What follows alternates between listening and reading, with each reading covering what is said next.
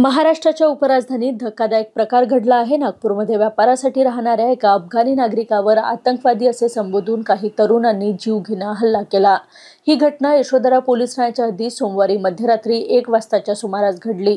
फहीम खान उर्फ ममतूर मरगक असे जखमी अफगाणी नागरिकाचे नाव असून तो गेल्या अनेक वर्षापासून नागपुरात व्यवसाय करतो। सोमवारी रात्री फहीम एका ओळखीच्या घरी काही खरेदीसाठी गेला होता। तिथून परतताना आरोपी अजय चव्हाण, ऋषी आणि मयंक यांनी फहीमला आतंकवादी असे हिनवत मारहाण केली। मारहाणीच्या दरम्यान आरोपींनी जवळच पडलेला सिमेंटचा ब्लॉक उचलून फहीमच्या डोक्यावर आणि छातीवर जोरात मारले, त्यामुळे तो गंभीर जखमी झाला। इतकंच नव्हे तर फहीमच्या कारवरही सिमेंट ब्लॉक फेकून नुकसान केलं। घटनास्थळी जमलेल्या नागरिकांनी तत्काळ पोलिसांना माहिती दिली। पोलिसांनी फहीमला उपचारासाठी रुग्णालयात दाखल केले असून तीनही आरोपींना अटक केली आहे। यशोधरा पोलीस ठाण्यात आरोपीविरुद्ध खुनाचा प्रयत्न या गंभीर कलमाखाली गुन्हा दाखल करण्यात आला आहे। फहीमची प्रकृती सध्या चिंताजनक असून या प्रकरणामुळे नागपुरात परप्रांतीय परदेशी नागरिकांच्या सुरक्षेबाबत गंभीर प्रश्न उपस्थित झाले आहेत। जी सर, ये हमारे को कल भी लोग इधर थाने में आया, बोले तुम कंप्लेंट वापस ले लो, तो हम कंप्लेंट वापस लेगा, लेकिन वो मेरा का जान से मारने का धमकी दिया। जान से मार डालूंगा, वही समय पे मेरे को जान से मारने का धमकी दिया। और अभी हम उससे आतंकवादी का भी सबूत चाहिए कि हम कौन सा आतंकवादी है कि उन्होंने मेरे ऊपर ये इल्ज़ाम लगाया। जान को भी कुछ खतरा है, उसकी वजह से हमारा जान को कुछ भी हुआ तो ये अजय चौहान हमारा जिम्मेदार है।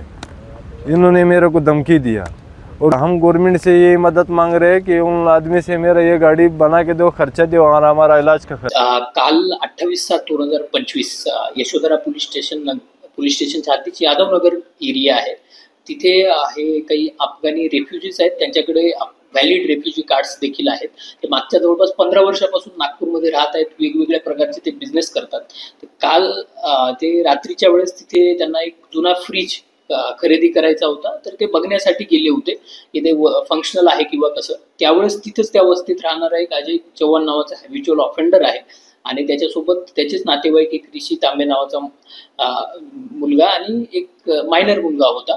तर यांनी त्यांना संशयाच्या याच्यातून की तुम्ही कुठून आले, एवढ्या रात्रीच्या वेळेस इथे काय करताय, आणि गाडी त्यांनी तिथे गल्लीत पार्क केलेली होती, तर त्यावरून त्यांच्यात भांडण झालं आणि मग या हॅबिच्युअल ऑफेंडरने तिथे आजूबाजूला पडलेले काही दगड आहेत त्याच्याने त्यांच्या गाडीचा काच फोडण्याचा प्रयत्न केला।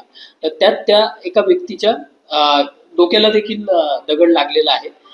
तर he is out of danger, परंतु त्याच्यामध्ये आपण याचा इंटेन्शन बघता आपण अटेम्प्ट टू मर्डरचा गुन्हा दाखल केलेला आहे आणि जे 2 मुख्य आरोपी होते ते देखील आपल्या ताब्यात आहेत। जसं की मी सांगितलं, यातला जो मुख्य आरोपी आहे तो हॅबिच्युअल ऑफेंडर आहे, तर तो त्याचे ऑलरेडी तिथे एरियामध्ये न्यूसन्स व्हॅल्यू आहे। तो बऱ्याच व्यक्तींवर काही ना काही कमेंट्स करत असतो। तर हे लोक तिथे असताना यांना हिंदी व्यवस्थित बोलता येत नव्हतं, यांचे ॲक्सेंट वगैरे बघून हे पाकिस्तानमधून आले ह्या प्रकारचं तो तिथे ओरडत होता मोठ्या मोठ्याने। परंतु एक चांगली गोष्ट अशी आहे की तिथलेच लोकल जे इतर वस्तीमध्ये राहणारे लोक आहेत त्यांनीच पुढे येऊन या लोकांना बाजूला केलं, रेस्क्यू केलं आणि आपले पोलीस देखील तिथे वेळेवर पोहोचले आणि त्यानंतर मग आपण या आरोपींना ताब्यात घेऊन गुन्हा दाखल केलेला आहे। ते मोठा ताजबाग एरिया जो आहे तिथे राहणारे आहेत ते, आणि ते फ्रीज खरेदी करायचा होता त्यामुळे इकडे यादवनगरमध्ये रात्रीच्या वेळेस आले होते।